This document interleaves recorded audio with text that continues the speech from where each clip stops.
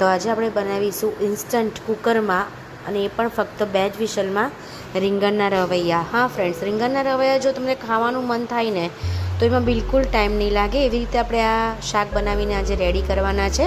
તો તેના માટે મેં આ રીંગણ લીધા છે. મારી સાથે આ હતા. તમારી સાથે જે ગોળ આવે ને રીંગણ એનું કરો ને તો પણ સરસ લાગશે. સાથે મેં એક બટાકો પણ આ રીતે મેં ઊભી સ્લાઇસમાં કટ કરી લીધો છે નાનો. એનાથી આપણો રસો છે ને એ પણ ઠીક થશે.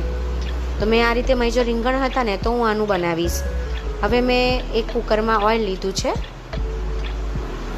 ઓઇલ હીટ થાય એટલે જીરું એડ કરવાનું છે. જીરું થાય એટલે આપણે મરચાં, આદું, લસણની પેસ્ટ એડ કરી છે. સાથે એ પાણી સાથે જ આપણે રીંગણ અને બટાકા એડ કરી દઈશું. સાથે સિંગદાણાનો આપણે પાવડર એડ કરવાનો છે, સિંગદાણા અને તલનો. તો 2 ચમચી જેટલો મેં પાવડર એડ કર્યો છે. સાથે આપણે રેગ્યુલર મસાલા જે યુઝ કરીએ છીએ, મરચું, હળદર, ધાણા જીરું, ગરમ મસાલો અને કાશ્મીરી લાલ મરચું મેં એડ કર્યું છે, જેનાથી કલર બહુ સરસ આવશે. જે બજારમાં, જે વાડીમાં આપણે રીંગણનું શાક ખાતા હોઈએ છીએ ને, બસ સેમ એવા ટેસ્ટમાં થશે. તો આ રીતે ચોક્કસથી ટ્રાય કરજો ફ્રેન્ડ્સ. અને આમાં ધાણા જીરું થોડુંક આગળ પડતું હશે ને તો એનો ટેસ્ટ બહુ જ મસ્ત આવે છે.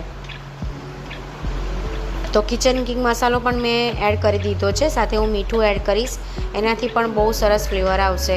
મીઠું આપણે ટેસ્ટ પ્રમાણે એડ કરીશું. સાથે થોડી એવી સુગર એડ કરવાની છે. તો આપણા ગુજરાતી ખાવાનામાં તો ગરપણ હોય જ છે, તો થોડુંક એવી સુગર એડ કરીશું. એનાથી રીંગણના રવૈયાનો ટેસ્ટ છે ને બહુ જ ફાઇન આવશે, એકદમ રીચ ફ્લેવર આવશે. હવે આપણે ઢાંકણું બંધ કરી અને 2 વિસલ કરી દઈશું. 2 વિસલ થાય એટલે આપણે કુકરને થોડું ઠંડુ પડવા દેવાનું. અને હવે ઓપન કરીને જોઈ લઈશું. વાવ, તમે જોઈ શકો છો. પછી આને એકદમ જલ્દી બનાવી જાય ફટાફટ. તો મેં ખીચડી બનાવી હતી, એની સાથે મેં આ શાક બનાવ્યું. તો મને થયું કે હું તમારી સાથે રેસીપી શેર કરું. તો એકદમ સરસ રસાવાળું અને એકદમ ટેસ્ટી અને યમ્મી એવું આપણું રીંગણના રવૈયાનું એકદમ જલ્દી શાક આપણું 10 જ મિનિટની અંદર બનીને રેડી થઈ ગયું છે. તમે કલર જોઈ શકો છો.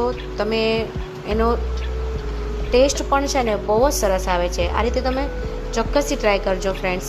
અને જો મારી રેસિપીસ ગમતી હોય તો મારી ચેનલને લાઇક, શેર અને સબસ્ક્રાઈબ જરૂરથી કરી લેજો. તમે એનો કલર પણ જોઈ શકો છો, તમે એની થિકનેસ પણ જોઈ શકો છો. બધું એકદમ પરફેક્ટ રીતે થયું છે. જો એનો રસો થોડું તેલ આપણે આગળ પડતું રાખીશું ને તો આ શાક ટેસ્ટમાં બહુ જ ફાઇન થશે. હવે આપણે ભાખરી સાથે સર્વ કરીશું.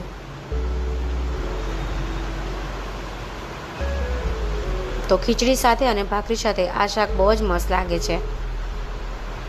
તો ભાખરી સાથે આપણે એને સર્વ કરવાનું છે. તમે કઢી ભાત હોય ને, કઢી ભાત સાથે તમે સર્વ કરો ને તો પણ એટલું સરસ લાગે છે.